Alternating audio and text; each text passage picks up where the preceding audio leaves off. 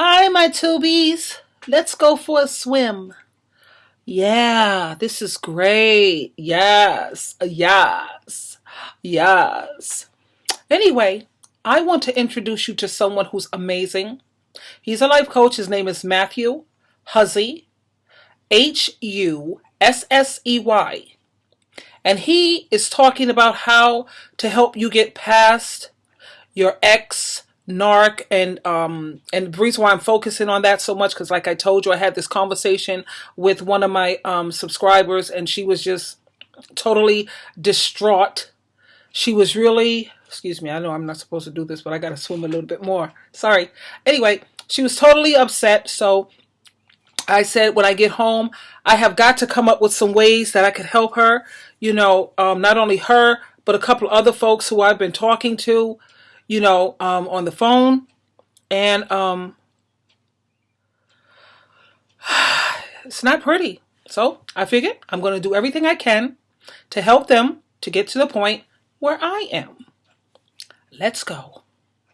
Could be all of the other things that are important in life outside of this one guy. Your friends, your family, and the relationships with those important people. Your career, your passions, your hobbies, the things you enjoy doing, the things you want to learn, the things you want to get better at, the experiences you want to have in life, the places you want to travel. And by the way, all these things that you do to be happy and to move your life forward, that's what makes it so that if you ever do communicate with your ex or come back into contact with him, he starts to question his own logic. It's you being powerful. It's you being high value. It's you showing that we totally love his ideas in terms of there's friends, there's family, there's hobbies, there's careers. There's so many other things for you to focus on. In terms of if you talk back with your ex, I don't recommend that one. This one is not about narcissists with Matthew Hussey, so he's not thinking about that right now. But going forward, we know how to handle the situation in terms of the ex-narc. It's not recommended that you deal with these people unless you're forced to, because you have children with them. Then, I mean, you have no other choice. You know what I mean? Yeah, these are some great ideas that Matthew has come up with, don't you think? Come on, let's go back swimming. Train is leaving the station that makes someone question their original decision to break up or to not meet your needs, not give you what you want. The path to getting the guy you want or getting back the guy you want, and the path to getting over that guy who's occupying your mental space are the same thing. And I have detailed what it is to walk that path in a free guide that I am giving you today. It gives you 4 simple. Okay, so that's if you want the guy back. Well, we hopefully don't want the guy back because we know that narcissists, they never change. It's a mental disorder. They can't change. They won't change. It takes a lot. It takes God, Jesus Christ, all the above. It takes every therapist and psychoanalyst that you could think of, and even then, I just wanted to share that with you. Again, his name is Matthew Hussey, who he has so much information. He is a life coach. He's doing what I want to do. I've been studying life coach. I'm working towards getting my certification in terms of life coaching, which is why I take the phone calls, because I have to practice on my tubies. So let's see now. This is he doesn't value you. I want to talk today about why he treats you casually. One simple answer is because you let him. We can't stop people behaving badly, but we can decide how we react when they behave badly or when they treat us as lower value than we really are.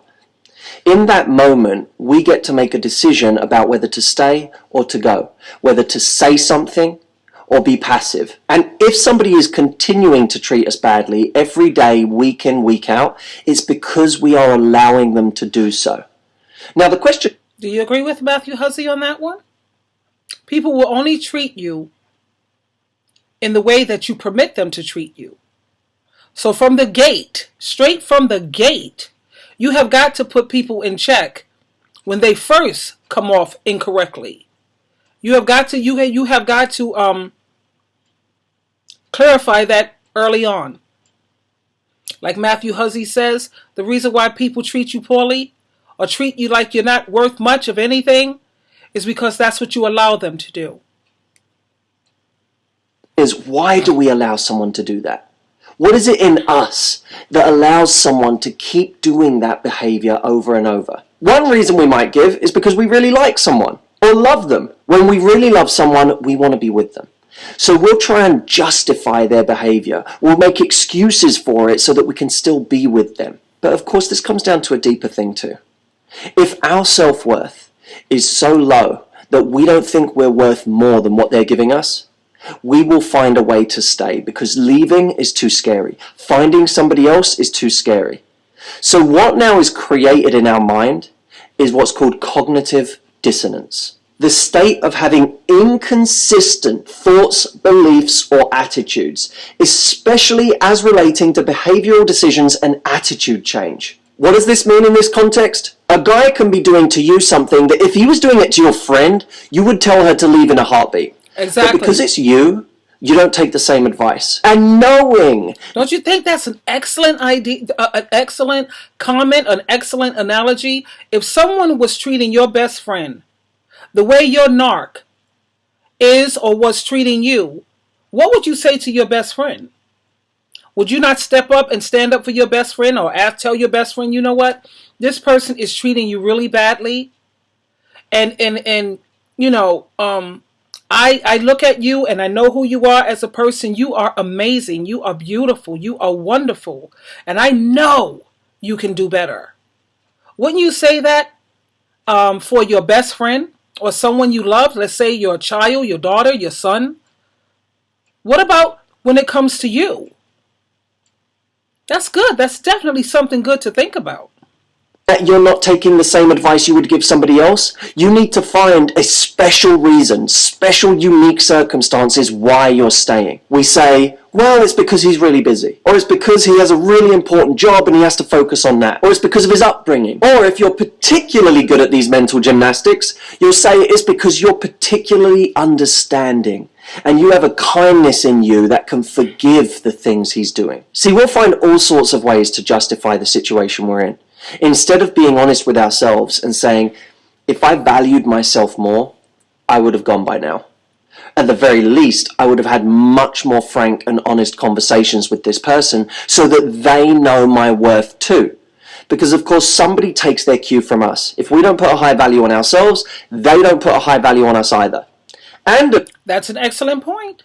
If you want someone to value you, you have to first show them how much you value yourself, which is what I did constantly, repeatedly. I knew my worth, you know, and I knew when I was getting the short end of the stick. That doesn't work for me. I work way too hard, and I don't put a man through changes. Like you have a lot of females who put up with a lot of crap from their narc or from their psychopath or sociopath because the women are pretty much difficult. You know, they put the man through so much.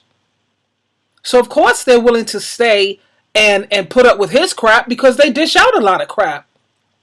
But when you're a woman who don't put a man through a lot of changes and you have no problem being a team player and following rules, it's hard. It's impossible. It's impossible for you to put up with someone who's treating you as though you have no value. That's impossible.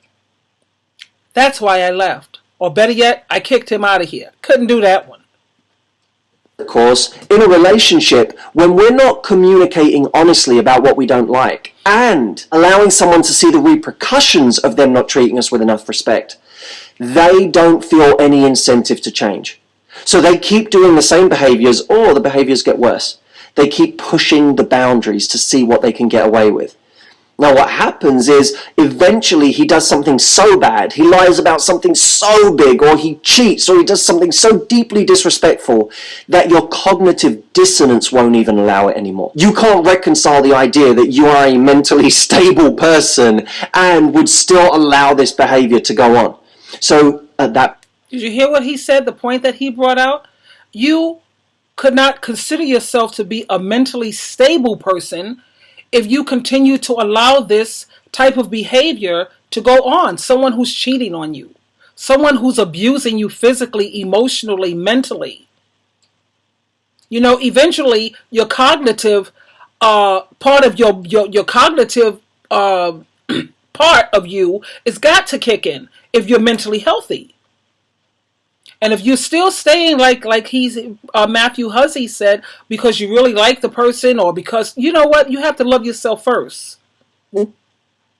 Forget about this liking him, all of this, or liking her, because it works both ways. You have to first value yourself. And once you value yourself and show this person how much you value yourself, that's the only way they will ever change. Have and have nots. It's 8 o'clock. Oh my God, the have and have nots. Oh, it comes. I told you I only watch very few shows. That's one of them. Oh my God, I can't wait. Anyway, let's finish up here. Point, you leave. You reach a pain threshold and you leave. The danger is, at the point of leaving, if your self-worth continues to go down, maybe because you look at how long you were in that relationship and you feel stupid for staying in it so long, or you feel like you've wasted so much time and the self-loathing that comes with that, maybe because you're on your own now and you don't even feel the significance of having someone in your life. And that leads you with time and distance to start thinking, maybe he wasn't so bad. Maybe I can't do better. Maybe I deserve that bad treatment because of how much time I've wasted and because I haven't treated myself well enough. So it creates... And for those who feel that, oh, maybe I can't do better. Maybe he wasn't so bad after all. It's always good. You'd rather be single and happy than married and miserable. Do you know what that's like, coming home every day to a home that you have dread because you know the narcissist is sitting up in there? You wake up in the morning and you have to wake up to their mean, hateful, ugly looking face. Unpleasant. Tell me it's not better to be single rather than have to put up with that. Putting up with their abusing you, using you, disrespecting you. Come on now. I tell you, I am not cut out for that. I can't do it. And my Heavenly Father, my Lord and Savior Jesus Christ, knows that I tried. With everything that I am, I couldn't do it. This feedback loop where all of these things play into your low value. And that then allows you to either go back to him again or find somebody else who treats you equally as bad. And we get into these repetitive cycles of having the same behavior over and over again to put up with. So how do you break this cycle? Well, you break this cycle by paying attention to your instincts early on in the relationship. Or if you've been in the relationship for years, paying attention to the instincts you've had all along. And what do I mean by instincts? I mean the moments where you feel like something isn't right. I'm not talking about nitpicking in a relationship. I agree with him 100%. How many times have you gotten a red flag? You saw something that was not right. Or you had this gut feeling deep inside your gut that this person was up to no good. But yet you sat up there and you discarded your own intuition. You know, I had so many red flags, red lights, big stop signs, you know, and I was so busy listening to what some elders in my congregation was telling me. No, that's where my mistake lied. Listening to those elders. No, I shouldn't have done that. I should have followed my instinct early on from the beginning and said, the hell with this. They're not living this with this character. I am.